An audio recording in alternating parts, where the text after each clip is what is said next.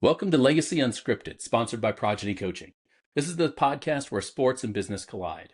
I'm your host, Russ Katzman, and here we'll skip the fluff and we'll get straight to the hustle. From athletes turned entrepreneurs to impact-driven business leaders, we dive into the wins, the lessons, and some of those failures that make our legacies worth living. Can't wait to get into today's conversation, where I welcome Niccolo Posarelli, CEO and founder of Frontrunner Sports. Hey, Niccolo, tell us, what is Frontrunner Sports? I appreciate the invite and the love to jump on. Frontrunner is really built on servicing athletes, so we broker any sort of endorsement, commercial, front-facing opportunity for our players to really take off their helmet, as we specialize in football and be front-facing and work with brands to ideally build some notoriety within sports and work in that way. And that's the main part of our business. And we also represent some properties, teams, leagues, media networks, where we will connect them with brands as well to work hand in hand and build visibility. Same kind of project on the individual side. Gotcha. Now, this is, the space that you're in, thousands of people would love to be in this space. How did you get there? I think there's a lot of luck involved in it. A little bit, at least from the jump. We got in right when college kids started to make money, and that was a big kind of spearheaded business that we were like, hey, we can get in at the right time and try to be there for these kids and advocate for them and work locally. And one thing led to another, and we found ourselves in the pro leagues, and then worked our way up again to pro bowlers at the pro league and so on and so forth. Yep. But really started in college and worked our way up, and now try to build the funnel from college to pro, and keep them for 20 years ideally, and start building the relationships out when they're in school. That's incredible. So, what is it that makes you attractive to them? I mean, obviously there's dozens of agents out there. Yeah. Why would they select you to help them on some of this front-facing stuff?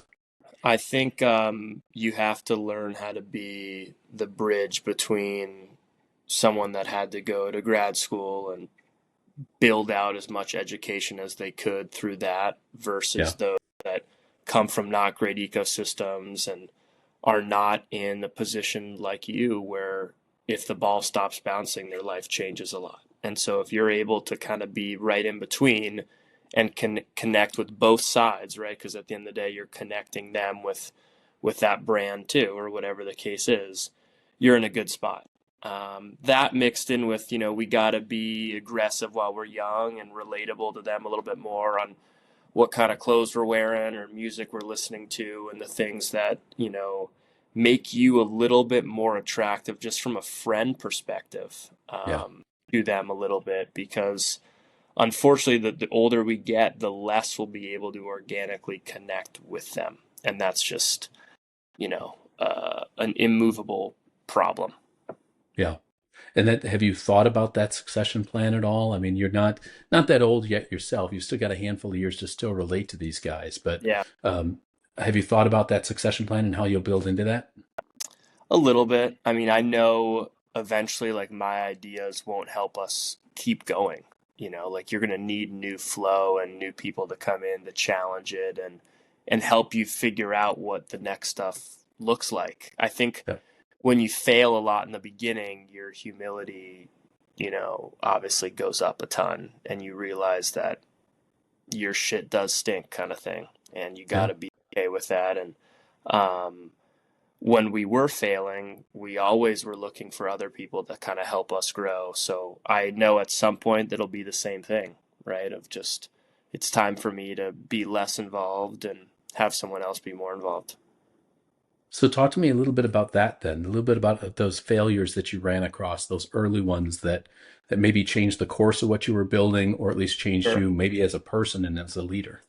Sure. I mean, unlike a lot of industries, there's someone, or a group of people at the top that are really excited for you to succeed because you can all play in the sandbox. With this, there's so little stellar talent that other people around you really don't want to see you succeed and want you to fail and aren't going to speak highly of you to other players or entities or whatever the case is. So Hmm. you got to be willing to bet on yourself big time and go to war for what you have going on and advocate for that, because you're not going to get a handout from someone outside of your circle. So, it took a while to build out the visibility that we were a legit player in the space. And that comes with the clients you have. A lot of the time when you go recruit someone, their first question is who else you have, to be able to kind of ease the mind a little bit that this is a legitimate orb that I'm joining.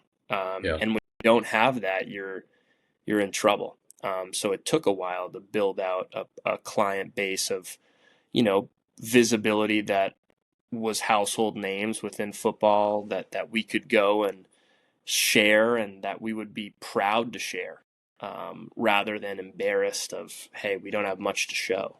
And so that, I think, was the biggest curve of, you had to get to a point where you had the roster to get you into whatever door, and that takes a long time. Well, I think that translates across a number of industries where you have to kind of build that brand, and such a way that people can relate to it. We talked about the relating piece of this, but that you still set yourself apart so that you don't have a red ocean of competitors sitting out there, ready to hawk you. Yeah. Sounds like a lonely existence. Who did you have to kind of help you along the way? Um, I'll be honest, I didn't have a lot of people. I mean, my parents come from a really different line of work and aren't very corporate people, so that Sure. kind of the learning curve that I had to go through by myself. I'm lucky a lot of my friends are in the world of sports, of just as a fan, right? That, like, when stuff would happen, it was always good to bounce ideas off of. And my best friend who works with me now, was really helpful in helping us build some stuff out that took a long time and was patient with me on it. And um, but you are fighting the fight internally a lot of, am I doing the right thing? Was it the right move? I had a good gig that I was working before that obviously had to leave to go do this. And you question a lot years ago when that happened, like, hey, this is maybe not the best choice. I'm grateful that my parents were supporting me in school when I started this, that I was able to not worry about the fiscal part of everything and Yeah. could just focus on building it out. And luckily, when we started to make money was right when I finished grad school. So I was able to support myself for something that I built, and that's been the most empowering thing. Yeah. You want to be able to do it on your own and not get a handout, and there's a lot of shitty moments in it. But when you turn the corner and you're like, hey, I have something here, it never really feels like work because it's for you. Yeah. But that's kind of where we're at now, of like, hey, we have some good proof of concept. Our brand strategy is solid, and we want to keep growing, and we smell blood in the water. Yeah. And you got to go for it. Yeah, it's terrific. I mean, just the ability to have your runway even while you're going through grad school. I talk to my clients all the time about this runway to getting to the point of being an entrepreneur where you're standing on your own.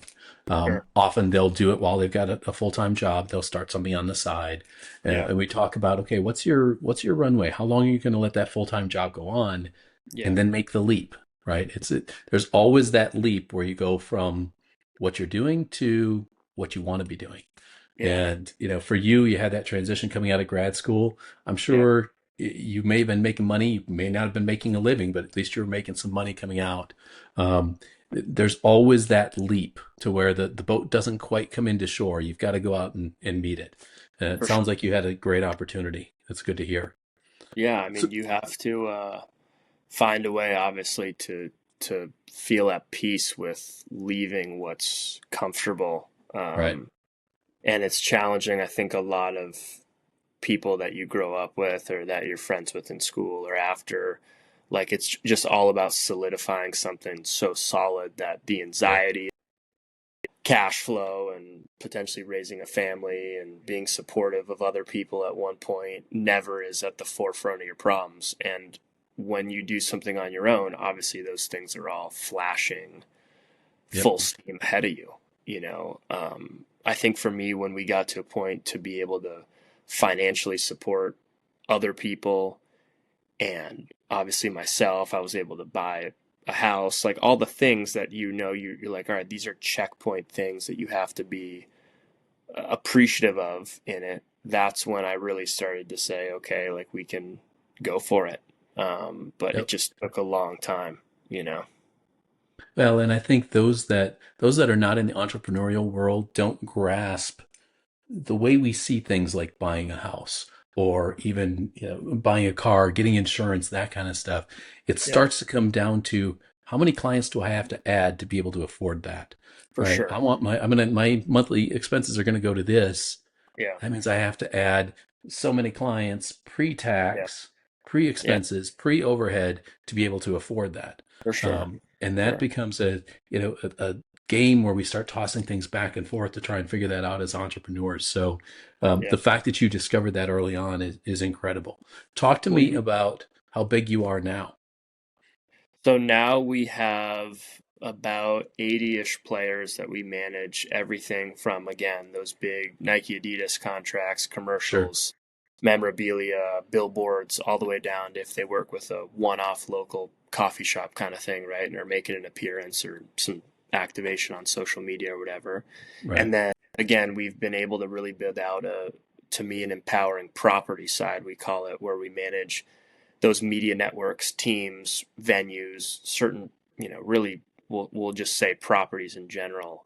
And we're trying to give them both, an equal amount of time and make sure that everyone feels serviced and feels heard. And the lines of communication, I think, are the most, rewarding thing for me, that any player can reach out and say, hey, I'm interested in this product. Can we try to start dialogue? Or there's never a fear that it's a burden for us. I mean, we've tried to make it from the beginning so catered to them. When we onboard a player, they take us through their pantry, their closet, their bathroom, all the things that they love and they hate. So we find, things that move the needle for them, and that Sure. they know being heard and listened to when a deal gets done. That it wasn't just us only throwing darts at the board. Obviously, we're going to reach out everywhere to see who'd want to work with them, but the things that are organic to them are great trust builders of, we listened and we did what we said we were going to do. So we have a pretty big team now that kind of helps us spearhead outreach and starts these conversations that ultimately, ideally, result in deals being done, and have kind of split it up amongst industries in sports, whether it's food and drink or health and wellness or clothing or whatever, right? That we want to give our people a chance to have them decide what they want to work in and with what players and so on and so forth. So it's not just an experience at the end of, I got coffee and I filed mail and I didn't really learn anything. I just wanted to get something on paper. Yeah. Now that we're in a position of authority where we can help kind of mold younger minds into what really is happening on the front line, you don't want them to leave and be like, this experience sucked. And Yeah. I didn't think that it helped me advance. I think a lot of us growing up were on such a path to what can make my name and skill set look good on paper, and I'm going to try to work at wherever to get me there. And the work you were doing was almost, negative, because you really left and you're like, all right, I can put something down, but I didn't really learn Hmm. what is really happening in this space after. And that's what we're trying to avoid at all costs. I mean, to me, what's just awesome is a lot of our past employees, or even people that interned or did a contract job with us or whatever, are like, hey, from what I did here, I'm doing X, Y, and Z at my new spot, and I appreciate it. Right. And like, you're paying it forward in that way for the good work that they did, and vice versa. So you're all winning. And it's rare to have everyone win, Right. honestly. So tell me about a couple of those instances, or at least one that didn't work. That I tell people all the time, business is easy. Problem Yeah. is we have to involve people. And the people, the employees, the vendors, the customers, and clients in your case, they can Yeah. complicate things. So give me an idea. Once you started to add in these employees, these others that help you make this happen, Yeah. How did that complicate things? What's a story of something that you had to deal with that you maybe didn't expect? Well, I think for starters, I've had a lot of friends that have kind of been along the way, that it's hard to separate, your past and what you do outside of work, Yeah, with then work and something that you're trying to get done, because at the end of the day, like, my head is the one on the stake if player X doesn't, get serviced or treated in the way he assumes when we first start. So I think that's been hard from the jump, is differentiating friendship and work and trying to be respectful of both. And then, I think the care levels are just different. When it's for you, hmm it's just a different ballgame than you're a person working at a company trying to do what your responsibilities are on paper. So that's been a hard thing for me in general. Is I think I assume, since the company is so small, in my eyes, that you should want to be as hands-on as possible, because your impact can be felt a lot more here than yeah, at a huge group where there's 50 other of someone just like you doing that same role. And that's just not how everyone is. And that's not something that you can hold them accountable for, because that's not their job. So I think that's been hard for me. I've tried to be a little bit more of a delegator and not try to be so hands-on, and again, at peace with that my way might not be the right way. But I think that, mixed in with a lot of the people that have been here I've had a relationship with prior, has been hard, because you never want to let anyone down, right. and uh, you can, and that sucks. So yeah. Gotcha. Yeah. Yeah, I think that for an entrepreneur or solopreneur who gets into this business or any business really, finding ways to transfer their feelings, their passion, their purpose that they've built this company around to those that come along to help them. For sure. And unfortunately, or fortunately, when we've got friends that come along with us, they have no problem adapting the passion. It's sometimes the work ethic or attention to Yeah. detail or the manner in which they execute that doesn't necessarily do things the way we would want it done.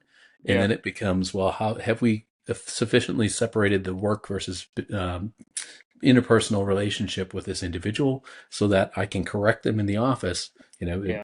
Criticize the performance, not the performer, right?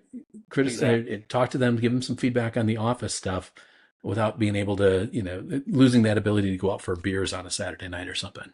Correct. Yeah. I mean, the crossover between what happens after hours is hard too, Yep. because I'm always on and I always want to talk shop and do that. And I have to understand that that's not available at all times of the day, and that's Yep. okay. And I think just a theme for me across the board is that I just had to learn to be better myself. And I used to really think that my shit didn't stink and that it was Yep. my way or no way. And I think that also, potentially had me lose relationships that I look back and cared on. You just have to change as time goes on, regardless of work or not, Yeah. and realize that you did mess up, and you got to be at peace with that and learn to be better. And you try to take as much of the new stuff now into work, because your failures now have a lot bigger repercussions. Like, I think about, if things don't go well, that not only is my life totally fried, but other people that now Right. rely on their paycheck here and their contribution here and their time. And, you don't want to let them down. And you better be right with some of these bigger choices and some of the risks you take, because they're not just on you anymore now. They're on other people. And that's what you wanted, though, from the jump, Yeah. was to get to a point that you could grow it to where there's multiple people that, are working here and doing it. That you better be, right about some of these things. Um, Yep. but again, that's just the bet I made for myself. Like, I'm at peace with that part of it. That's good. It takes a bit to get to that level where you are comfortable and can sleep at night knowing that other people are dependent on you.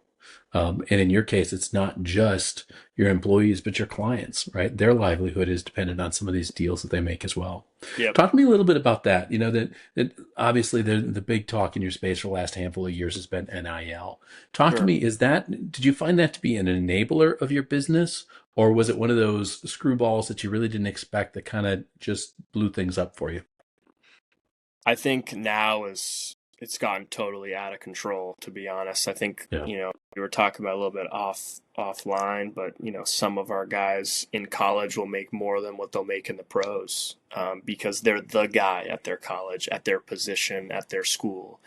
And the goal has always been to make the pros, right? So it's like you can't knock the progression. Thank God they got to a point to be in a position to be drafted or play at the next level. It's just the fiscal part of it is now challenging because you're so well taken care of in school, by Yeah. some of the bigger institutions.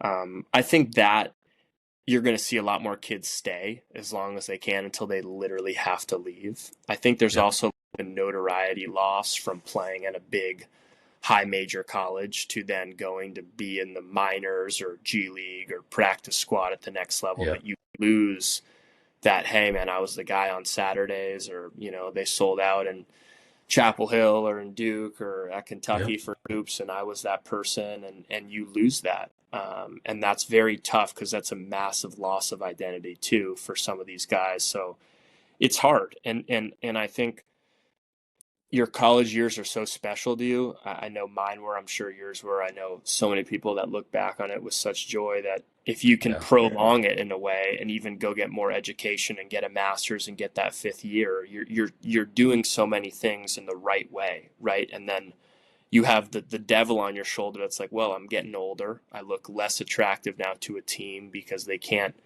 you know, really have me for as long. Some of these kids that come out in hoops are 18, right? And then Yeah. you get to see some of these fifth and sixth year guys that are 24, 25. That's two contracts at the pro level sometimes Yeah. that you're missing just as a rookie, right? So it's that angel and devil of, I'm being treated so well, and now I'm getting paid so comfortably, and my life is so good here, that do I go take the leap? Similar to, if you're working at a nice place and getting a great paycheck versus, let's see if I run the roulette and go try to play at the next level and do my own thing, right? Yep.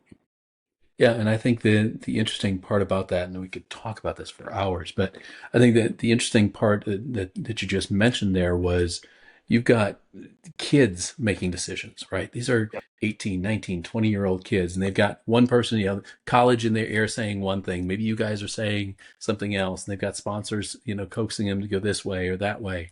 At the same time, they're running that risk of injury by sticking around, and they have to weigh that against, well, you know what? I got to make the money while I can because the rookie contract doesn't hold a candle to what I'm getting while I'm in school. Correct. Right? You better be right, is the theme Yeah. across the board, because these choices have such big impact on not only you, but your support circle and those that now you're going to support, that you got to be right, and you got to take advantage of what, in a non-athlete's life is such a short window of time, Yeah. these 8 to 10 years where your name is all over and you're at the prime of your life is, maybe if you're lucky, 1/8 or ninth of your entire life. So you have to Mm. figure out how to re-identify yourself when you're done. And we work with now a lot of retired athletes too, and help Yeah. them with the transition into coaching or into TV or into media outside of this. And there is a complete re-identification of who I am. And Yeah. that is hard when it's only been something for so long.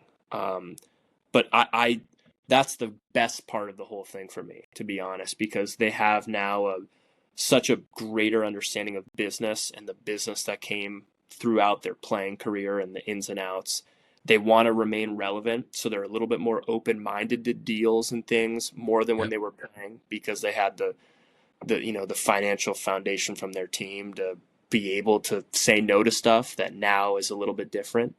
Mhm. And then most importantly is, like, they're just more appreciative of the things, right? Because they can look back and be like, all right, well, this is done. Now I might need to lean on a team a little bit more in my personal life. to help me achieve some of the stuff I want to get done now and have that next great verse of their life, right? And it's like they do need a liaison a little bit more.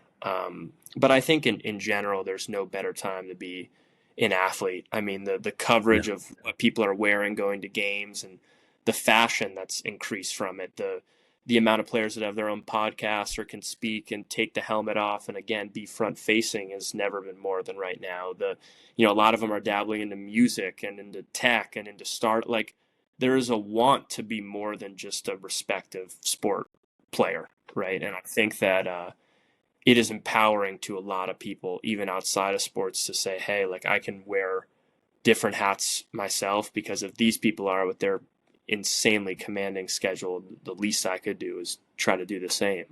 And we're inspired by our guys, right? Because they're juggling a lot more than we are, and we have to find a way to be better, like they are. So we're all Well, kind of in this wheel. Yeah. I think it's neat because it presents this opportunity. And I work in my coaching. I do quite a bit of work with former athletes or current athletes that are building businesses, right? And Sure. maybe they went to school for one thing or another, but they didn't go for business. Now they're out of school. Maybe they've just finished a career. They're just getting into their career. They've got extra money. They're Yeah. starting foundations. They're starting businesses on the side. They're starting something they're passionate about. Yeah. And if they haven't had a chance to um, disintegrate their identity from the sport, that's one of the things I have to work them through. So I want to talk to you about that in a second. But I think part of what we need them to understand at this stage, and it's why they're so exposed. Their exposure is so much wider now than it used to be. Is this ability of building a personal brand, right? Yeah. Something that's separate from the sport, separate from any business you're starting. Just having that personal brand that says, I am an athlete, but I'm also a musician, and I'm also interested in rocks and geology or whatever their passions might be. Sure. That's me as an individual. And if Yeah. sport goes away, I'm still going to be a musician and a geologist and whatever else is in the mix for them. And Yeah. I think getting them to understand that at an early age, I think you're in a perfect position to help them disintegrate that identity from their sport. Talk to me about that conversation when you get there and you see somebody who, maybe an injury or something like that, and they are just torn apart because they feel that loss of identity because their Yeah. career may be coming to an end. Yeah. It sucks. I mean, a lot of the time you can easily be villainized in it of like, you're telling them, hey, this is probably the time to hang it up. And Yep. they're saying, you don't know shit, and like I got a lot more left in me. And um, trying to close the gap between those two very different ideas is hard. I think that's why you got to come with a plan with these things. I mean, it kind of is linear to again when we try to recruit someone that's either at Yep. another company or going through a potential change in representation that you want to have a deal lined up so that you said, hey, not only can I do this well, but at a good graces, I have something here already to kind of prove that I can work at a high level. And it's the same thing for after, right? An opportunity to coach, an opportunity to be on TV, an opportunity to Yep. be on radio, whatever the case is, to kind of show the light of like, hey, there is something rewarding that is now, right? It's not like it's in 5 years. Like you can start this in the near future, and having a plan that's visible is good, because if you do it the other way around and say, hey, like we'll help you with the transition, and you know that snowballs into weeks and months of who knows what, you're running the roulette of someone being extremely upset, Yeah. so you want to be prepared and know that you at least put some good stuff in their court to say yes or no to before they even made a choice, you know. Yep. So it's the prep in general of like, hey, we have something that I think would be worthwhile is 95% of the job, right? You want to bring stuff to them that makes their ears go up a little bit and say, hey, like, I'm open-minded to find a way to do this. And you, meaning our, front runner, we want to make sure that we vetted those things so that we don't bring it and potentially even piss someone off of like, hey, Yeah. this isn't worth my time. This isn't something that's, a good concept for me. So it's linear on both ends in their playing time or after. Yep.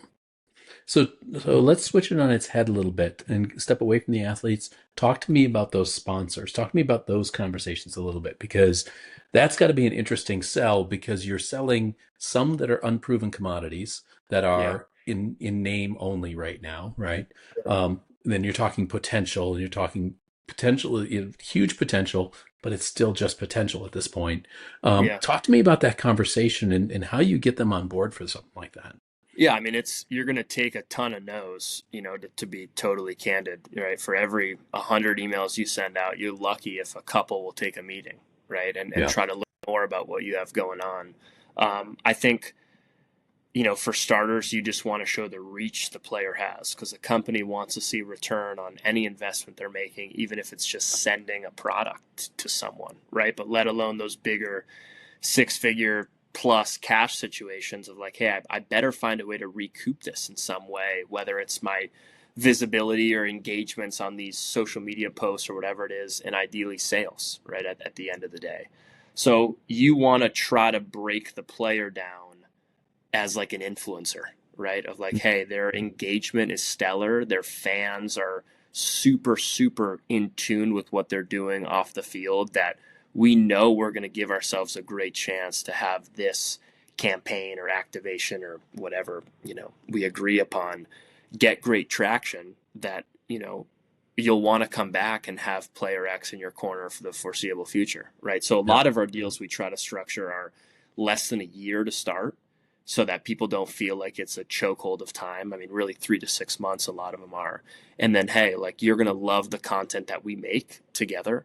And you're Hmm. going to feel like, hey, I need player X to stay around because my consumers are now their fans too, right? And how you go about depicting that story is something that's always changing. I mean, we've added now media people in house to kind of help us fine tune and curate the content for the player, right? Given that they're not the most creative people on the planet and need some handholding with this stuff. So player X will send us all the media that they make, with the brand's guidance, right? And then we'll fine tune, edit it, make it professional to ideally have the brand check off on it, and then we go live with everything, whatever it is. Whether, and that can be TV all the way down to one-off Sure. posts from a guy that not very well known. So the strategy is basically the same though every time. Is how can I make something so organic and so happy for both, that not only is the brand extremely excited, but the player is enthused to want to post about it to begin with. We're lucky that they make millions of dollars, that they're not going to say yes to everything, right? Sure. So you have to make it enticing enough of an upside, and also that the brand speaks to them in some level that they're even going to want to sit down to begin with. And then in turn, you got to make sure that if they do say yes, that the brand is stoked with what came from it. So it's a lot.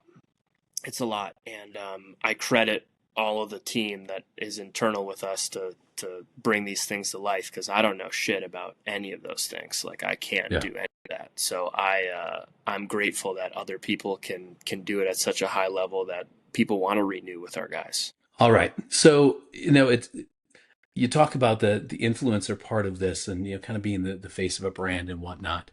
How do you do that with somebody like an offensive tackle, right? I'm thinking of the old days. Joe Thomas, shout out to the Badger fans. Yeah, Joe Thomas, who came out of Wisconsin, spent the draft fishing in Montana. He not a face of the brand type of guy, but he's going to yeah. be in that league for a lot of years. He's going to be a stable offensive tackle. Um, how do you take somebody like that and get some sponsorship for that type of a contract? Yeah, I mean, you try to work hyper local, especially. I mean, sometimes you're just grateful that that player is in a great market. The Phillies, Yeah. the Chicago's, the Boston's, that when their team plays, the town shuts down, and there's such a love to want to work with athletes there, that you're in a good spot, right, to even start to begin with. But then trying to kind of tee them into anything front facing to showcase them as an individual. Maybe they have a really awesome personality, or they do something that's totally, different than what the usual athlete would do, and you want to highlight that as best as possible. But I mean, we're super proud of all of our guys that are not household names that have these deals that are going, because we knew it was like pulling teeth to get them done. Yeah. We knew it took months and of Zooms and back and forths and term sheets getting redlined and all the stuff that you don't want to ever deal with, right? Ideally, you send over a proposal and it gets greenlit within 48 hours and everyone's kumbaya, but that's just not how it goes. Right. And so, I think that they're appreciative of it too, because they, I think, have a pretty good understanding that, they see their teammates on commercials, but they know themselves aren't getting on them. And these are those things, right? These are the way for them to be able to be a quote unquote celebrity outside of football, that you got to just go to war for them. But it starts hyper local, right? Where their name has a little bit more weight, doing stuff back in their college town or their hometown, where again, the name has weight. And ideally having these case studies be so strong that one day you could pitch it to a more national or even regional brand that might take you seriously. And might be like, hey, I feel like their content is so strong that now I'm open to take a chance on this person that I wouldn't have before, Yeah. So tell me, we're about, as we record this, about 4 weeks from the draft. How Yeah. crazy is your team working right now, or is it kind of calm now? You do much of the work the rest of the year. We've tried to set up a lot of stuff prior, like we sent our client list to the Nikes and the Adidases, and now New Balances in football. Under Armour is making a bigger Yeah. leap into football to see if there's any of those names that are wanted. All the trading card deals, memorabilia, everything in between, have tried to set those up already all prior. A lot of the work will happen after as we try to infiltrate that new market that they're in, and again give them a chance to take the helmet off and be known as something outside of that. I mean, it's a common theme, but as our main footprint is football, a lot of Yeah. these guys have never, been heard speaking or, are that well known without a name and a number on the jersey that you want to at least give them that chance. So after the draft, we'll probably help with some logistical stuff and again, try to introduce them slowly to a lot of our corporate brand partners. We're doing like a big basket for all the guys when they get picked with a lot of the companies we work with to just introduce them to these people and see like, hey, some of these products you're going to love, some you might not. The ones that you Very do, cool. let us know, because we want to, go to the brand and say, hey, like he loved it. And that helps us spearhead a conversation a lot quicker because it's not, we're not fibbing to them.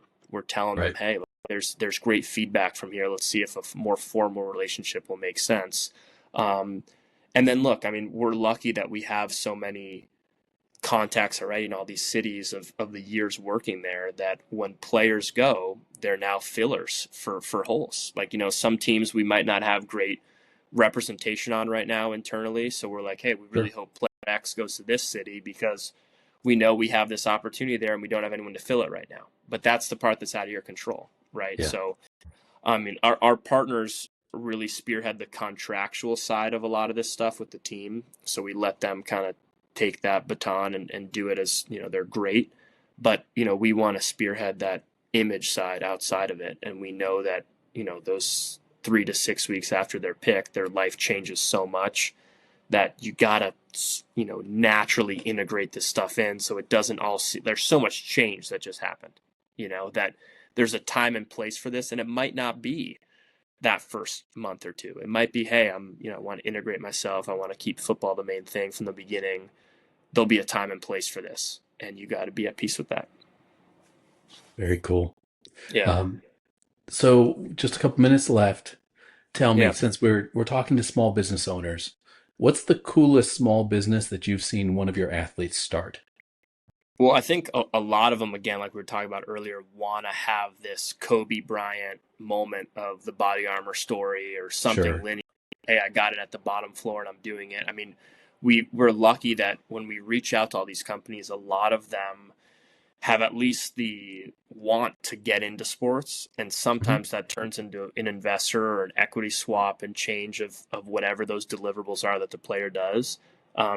We've met with so many great companies along the way that, I think a lot of them, to me, the most rewarding is just seeing the player change through the deal, right? Of like, Mm. hey, now I'm able to speak on this, or I can, again, be front facing, or, we did a great deal with Olipop a couple years ago with one of our guys, Tyler Boyd, when he was on the Bengals, and he Sure. went to an event and wore the gear and met all the fans and did that. And usually, like, you're doing those things on behalf of the team or on behalf of a memorabilia company if you're signing or doing things. But to have him go do that, which was out of the ordinary, and having a really well-known brand at the time that was supporting that, like, those are empowering situations for you, right? Of like, how can I duplicate these throughout the country with our guys to have them have their moment like this? And that part's great, right? And again, the ball will stop bouncing, so they are, I think, thinking a little bit more about some of this stuff now.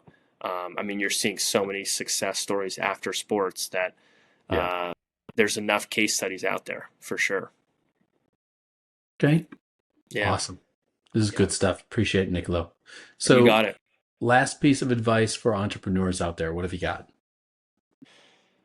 I mean, I'm obviously on the way to, and I'm nowhere close to where I want to end up. But I Sure. think, the one big thing is just, you got to just bet on yourself. You're gonna question it and be upset, and again, I think change for the better in the process of it, which is important. But you got to be at peace with failing for potentially a long time, and just, again, being understanding that you're in this battle for you, and Right. you will make it, right? And however you want to define the success at the end, like, you will find a way to do it. Just, it's the leap, right? And a lot of what you're doing prior has good foundation and peace of mind. To leave it is challenging. And that was like the biggest thing for me. I remember, like, what am I doing? But God forbid I didn't now, Yeah. So you gotta